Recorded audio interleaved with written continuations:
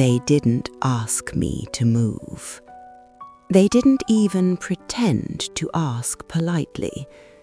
They just told me, calmly, like it was already decided. It happened right there in my own hallway, the same hallway I had walked through for decades, the same hallway where every memory still lived quietly. Between an old wooden coat rack I bought years ago and a narrow table holding things no one else noticed, a porcelain bowl sat there, carefully placed, untouched. My husband once carried it home like it mattered, wrapped in newspaper like it was something priceless, and to me it always was something priceless. I was standing there holding a kitchen towel. It still smelled faintly like rosemary and butter, the kind of smell that makes a house feel alive. That's when Celine looked at me and said it, not harshly, not loudly, just firmly. "It just makes more sense, Mavis."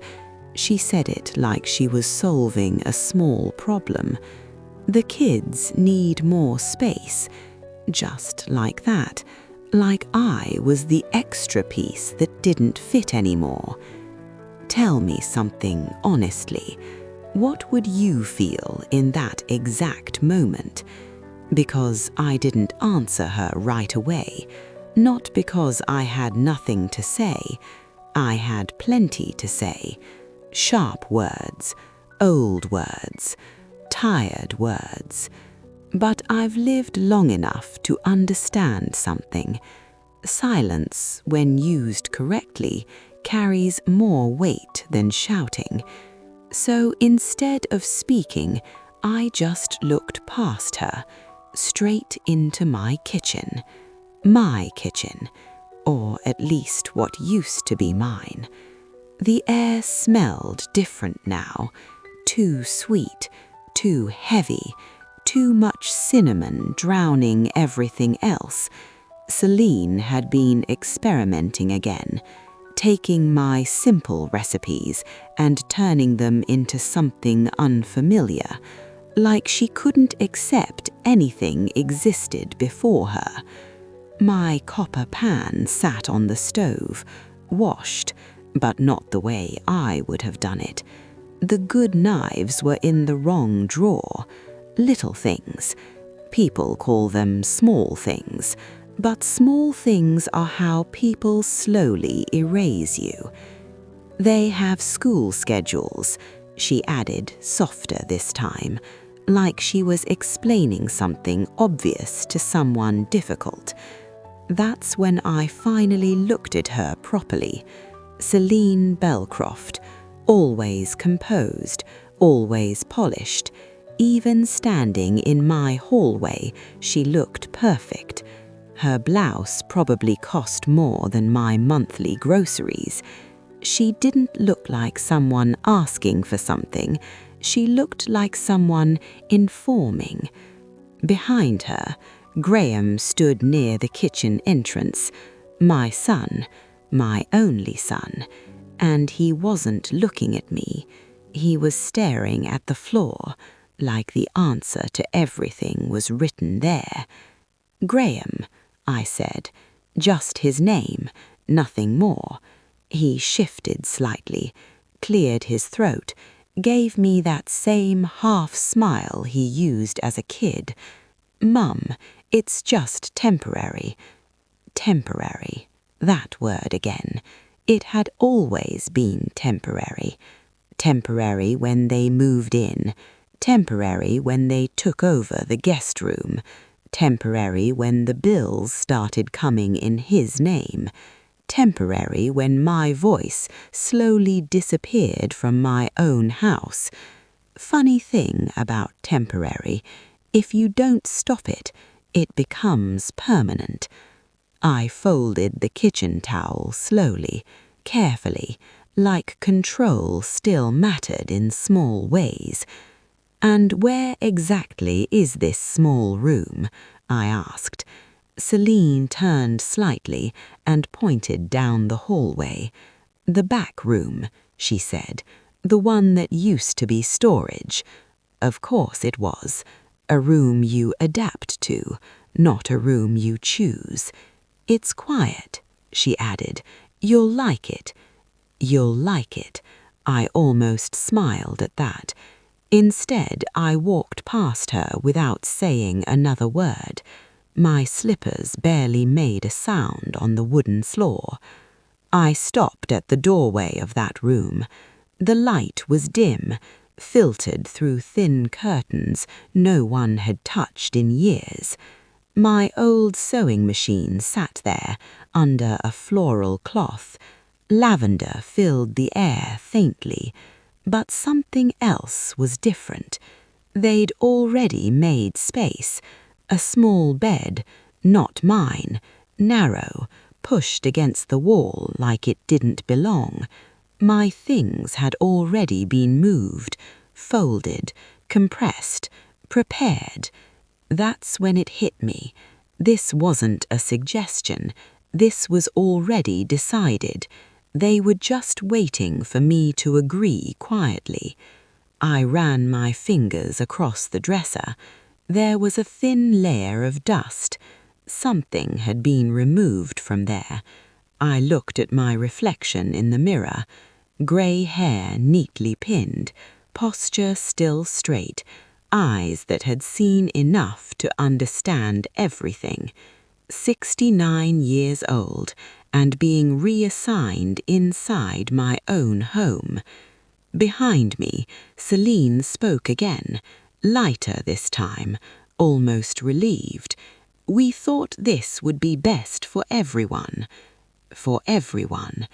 I closed my eyes for just a moment, and right there I understood everything. This wasn't about a room. This was about something much bigger. They weren't asking me to move. They were testing something. They were testing if I would disappear. I turned back towards them slowly, looked at both of them, and for the first time that day I felt something settle inside me. Not anger, not sadness, something clearer than both. Clarity. And once you have clarity, you don't argue anymore. You act. And in that exact moment, without saying a word out loud, I'd already chosen the day. Friday. Friday didn't come rushing in like a storm. It didn't slam doors or shake the walls. It arrived quietly, almost politely, like everything else had. But the truth is, things like this always start quietly. That's what makes them dangerous, because by the time you notice what's happening, it's already too late to pretend you didn't see it. It actually started weeks before that hallway moment, back when everything still looked normal from the outside, back when I still believed I was helping my son. We were sitting at the kitchen table that afternoon, the same table I'd paid off years ago, the same table where Graham used to fall asleep as a boy. His hands were wrapped around a cup of coffee, but he wasn't drinking it. He just kept holding it like it gave him something to do. "Mum," he said carefully, choosing every word, "we're in a bit of a situation." A situation, that's what he called it. Not a problem, not a mistake, just a situation. I didn't interrupt him. I've learned something over the years. People reveal more when you let them keep talking. Celine filled in the rest, of course. She always did. Calm voice, perfect sentences, no wasted words. Something about investments that didn't go as planned, a partnership that fell through unexpectedly, temporary financial pressure. She used clean words for messy problems, like she was presenting a business report, not asking for help. "We just need a little time to stabilize," she said. Her hand rested lightly on Graham's arm. "A few months at most." "A few months." I nodded slowly, not because I was unsure, because I already understood more than they realized. "You can stay here. Simple. Clear." Graham exhaled like he had been holding his breath. Celine smiled, not relieved, not grateful, just satisfied. That should have told me everything, but love has a way of softening your judgment, especially when it comes to your own child. The first week was easy, almost pleasant. The house started talking to me after that. Not with sound, not with voices, with patterns. Once you stop ignoring what's happening around you, everything begins to reveal itself. You start noticing things you were never meant to notice. Small details, quiet changes, invisible shifts that slowly become impossible to ignore. The first real signal came from the mail. For over 40 years, that black mailbox at the end of the driveway carried my name. Every letter knew who this house belonged to. Even after my husband passed, nothing changed. It still came to me. It always came to me. Until one afternoon, it didn't. I opened the box and saw his name again. Graham Belcroft. Printed neatly, official, permanent. Not handwritten, not temporary. 5 envelopes, not one. Bank statements, insurance notices, a lender I didn't recognize, all tied to this address, my address. I stood there longer than I should have, my hand resting on the edge of that cold metal door. And in that moment, something inside me didn't break, it tightened. Because they weren't just living here anymore, they were establishing themselves, system by system, layer by layer, like roots growing under a house you built. That evening, I placed the envelopes on the counter, neatly, not aggressively, just present. "Your mail came," I said calmly. Graham looked at it, then looked at me. Only for a second, that was all it took. "Oh, yeah," he said, "it's just easier this way." Easier. Another soft word covering something much harder. "Temporary," he added quickly. There it was again. Temporary. Celine didn't even lift her eyes. She said, "It streamlines things, less confusion." We. Again. Always we. Never including me. I nodded slowly, took a sip of tea, and said nothing. Because silence at that point was no longer confusion, it was calculation. The next thing I noticed were the bills. Electricity, water, property tax, things I had handled for decades without hesitation. They still arrived, but something felt off. Timing, amounts, details. One afternoon I sat down with my glasses and I went through everything, line by line, carefully. There were changes, small ones, but precise. Auto-pay setups I had never approved, secondary email contacts that weren't mine, a phone number listed beneath my own.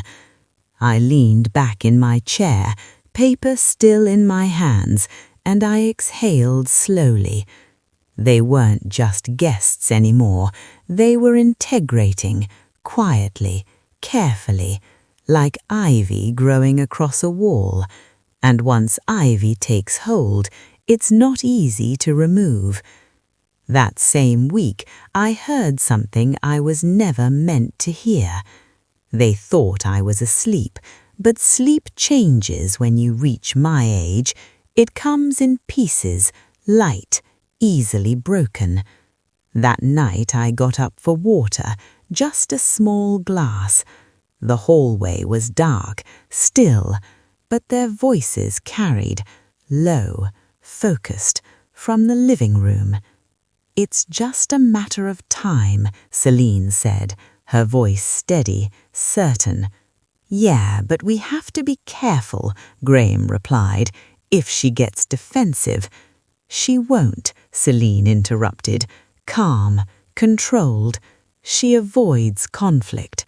Avoids conflict. That's how she saw me. Not patient, not observant, predictable, manageable.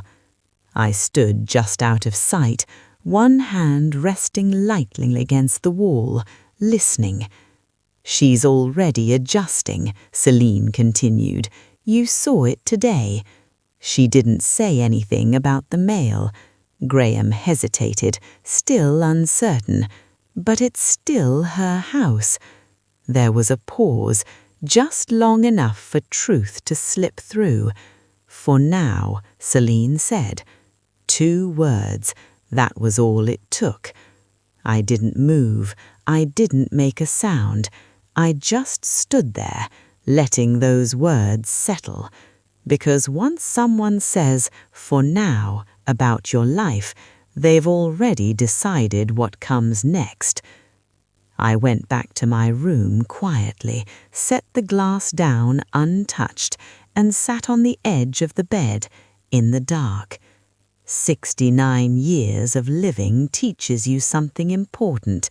You recognize patterns, you recognize intentions, and you recognize the exact moment someone starts planning your absence. And once that starts, you are no longer part of the plan. The next morning, I made breakfast like I always did. Eggs, lightly scrambled, a slice of sourdough, apricot preserves, the good kind, not cheap, not rushed, real food. Celine walked in, looked at the stove, and frowned slightly. "We're trying to keep mornings lighter, for the kids." Of course, for the kids. I plated my food anyway, sat down, took a bite, and for the first time since they arrived, I didn't adjust. Not my routine, not my tone, not myself, because something had changed. They thought I was passive, they thought I was predictable, they thought I would keep bending, but they misunderstood something fundamental. I wasn't quiet because I was weak, I was quiet because I was watching, and by that point I had seen enough. Enough to understand exactly what they were doing, and more importantly, enough to understand what I needed to do next. The shift didn't happen loudly. There was no confrontation, no dramatic moment, just a decision, a quiet one, the kind that changes everything without warning. That afternoon, I took out a folder, one I hadn't opened in years, thick, worn at the edges. Inside was everything that mattered: the deed, insurance documents, tax records, every payment, every signature, every proof of ownership. My name, over and over again. I spread everything across the table, the same table they had started using like it belonged to them, and I looked at it carefully, not emotionally, precisely, because paper doesn't argue, it doesn't lie, it doesn't pretend, it simply states what is true, and the truth was very clear. This house was mine, entirely, not partially, not temporary, not shared, owned, fully, completely. I reached for my phone, scrolled through my contacts, and stopped at a name I hadn't called in years, Leonard Varelli. His father had handled our legal matters once. Quiet man, sharp mind, never wasted words. Leonard took over after him, sharper still, less patient, more precise. I pressed call. It rang twice. Mavis Belcroft, he said immediately, like he already knew. That's a name I haven't heard in a while. Good morning, Leonard, I replied calmly. His tone shifted slightly. Respectful, focused. What can I do for you? I didn't explain everything. I didn't need to. I gave him the outline. Who was in the house? What had changed? What I suspected. There was silence on the line. Then one question. Have you signed anything? No. Have given them legal authority? Absolutely not. Another pause. Then he said something simple. Well, this is easier than they think. Easier than they think. I leaned back slightly. They're acting like it's already theirs. They usually do, he replied. People confuse access with ownership all the time. Access, such a polite word for what they were doing. I want everything secured, I said. It already is, but the moment didn't explode. It froze. That's the truth about endings people never talk about. They don't always come with shouting. They don't always come with chaos. Sometimes they arrive in silence, thick, heavy, unavoidable. You stay here. My words were still hanging in the air. Not loud, not emotional, just final. Celine didn't respond right away. She studied me, carefully, like she was trying to find something familiar, something she could still control. But it wasn't there anymore. You're overreacting, she said finally, her voice calm, too calm. No one is trying to push you out. I held her gaze, didn't blink. Then why was my room reassigned? I asked. She didn't answer. Why were you telling people I was moving? I continued. Still nothing. Why does your son believe this house will be his? That one landed. Hard. Because she hadn't prepared for that. Not from Elliot. Not from truth. That's not what we meant, she said quickly. You're twisting things. No, I said quietly. I'm seeing them. That silence again. Different this time. Because now there was nowhere left to hide. Celine stood up, controlled, measured. I think we should wait for Graham. This isn't a conversation to have like this. It already is. And right on cue, Graham stepped in. He had been listening. Of course he had. What's going on? He asked, even though he already knew. Celine turned to him immediately. Your mother is making decisions about the house without us. Without us.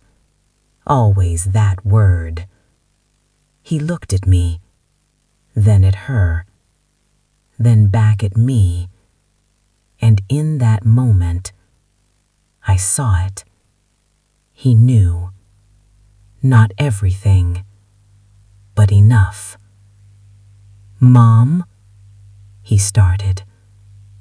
I stood up slowly, not rushed, not tense, certain. You have until Friday, I said. No explanation, no raised voice, just the sentence. The room didn't react. It stopped. Until Friday for what? He asked. And that's when I said it. Out loud. Clear. Simple. Final. Time stretched. No one moved. No one spoke. Because everyone understood. At the same time, something had just changed. Completely. You can't be serious, Graham said, his voice low, controlled. I am. That's not funny, Mom. I'm not trying to be funny. Silence broke, not with shouting, with disbelief. This is our home too, he said. We live here, the kids. You stay here, I corrected calmly. You don't live here. That hit him harder than anything else, because it stripped the illusion completely.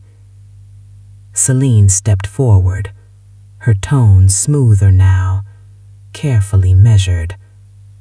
Mavis, let's not escalate this. You're upset, that's understandable, but making ultimatums. It's not an ultimatum, I said. I didn't interrupt. I didn't raise my voice. I simply placed the truth again. It's a deadline. That stopped her. Just for a moment. Then she shifted again. This is Graham's family. Your grandchildren. You're asking them to leave their home? No, I replied. I'm asking them to leave my house. 3 days' notice. Words matter. Precision matters. Graham ran a hand through his hair, frustration breaking through now. This is insane. Where are we supposed to go? I looked at him. Steady. Clear. Somewhere that's yours. That hit deeper than anything else. Because it wasn't about location. It was about reality. Celine exhaled sharply. You're destroying your family. No, I replied. I'm protecting myself. That night, no one slept. You can always tell. A house has a rhythm. You learn it over time. When it rests. When it breathes. That night, it didn't. Footsteps. Soft arguments. Doors opening. Closing. Phones lighting up in the dark. Planning. Always planning. By morning, everything had changed. Not physically, but clearly. 2 sides. 1 line. No pretending anymore. I was already in the kitchen when Graham walked in, earlier than usual, shirt wrinkled, eyes tired. Mavis, he said. No greeting, no softness, just the word. I poured my tea slowly, Let the silence stretch. Yes. We need to talk. No, I said calmly. You need to listen. That stopped him immediately. Celine walked in a moment later, composed. Of course she was. She had made her decision overnight. We're not leaving. No hesitation. No greeting. Just resistance. I took a sip of tea, set the cup down, looked at her. Yes, I said. You are. Graham exhaled sharply. Mom, enough. This has gone too far. No, I replied. This is exactly far enough. Celine stepped forward, her tone smoother now, but there was steel underneath. We've spoken to people. You can't just remove us like this. We've established residence. The children are in school here. This isn't just your decision anymore. I nodded slowly. I expected that. Graham frowned. Expected what? That you would try to complicate something simple. It is complicated, Celine insisted. Legally. No, I said calmly. It isn't. That landed. Because now we weren't talking about feelings anymore.